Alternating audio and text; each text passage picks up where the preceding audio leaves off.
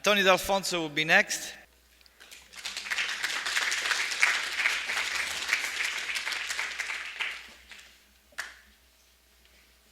Grazie. No, grazie mille volte a voi due, Corrado e Bruno.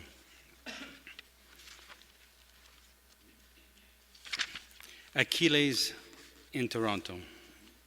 Imagine these two guys talking in the Trojan horse in Toronto.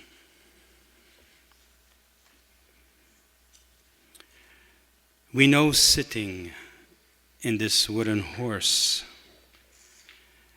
that it's not a question of arms or language play, but very much about who is and who has the power to take up these arms and language that governments stuff down our children's throats.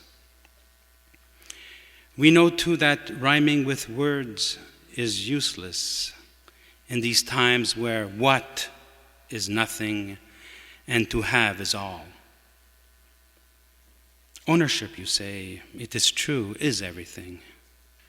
And we never owned nor ever will acquire the tools that will gain for us a dignity we have for centuries striven for. We are fools to dream of a social stamp we once had.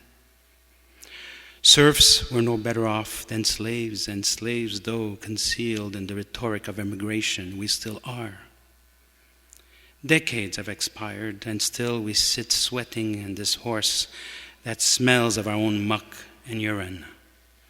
But we stay calm and wash daily, even buy perfumes from stores that overcharge for products we carried in our ships. We're stupid to expect backup to be sent to our rescue. The leaders of our lands, our forefathers, have left, resigned.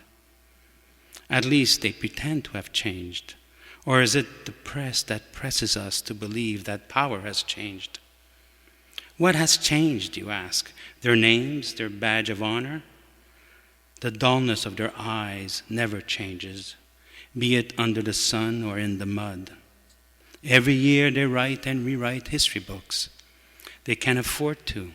They own the paper mills. They own the ink. They own the machinery that prints their children's faces on the front page of their vanity newsletters they call newspapers. How true, I sigh, and offer you homemade wine we have made from grapes shipped up from California. Perhaps we too should consider more bread and quiet our disillusionment by worrying if it is not better to be vegetarian after all.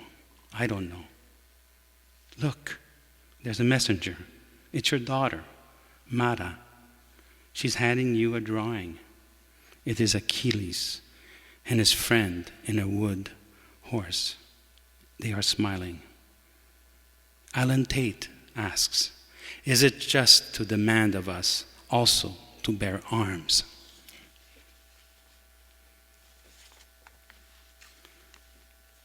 Welder for my father. Joe Pass plucks guitar strings that pull the spirit from its tool, a bust on a rooftop. Pen in hand, I look quite foolish, slouched here trying to file smooth words and fit them in a meter that follows no one's heartbeat. The gray drift day is happy. Workers, the true sculptures with wizard fingers, hammer the frame of our shed faster than I can glue together a few images meant to bring warmth to my wife. Papa, I should not have listened to you. As they say, school's for the birds. There's more meaning in being like you, a welder.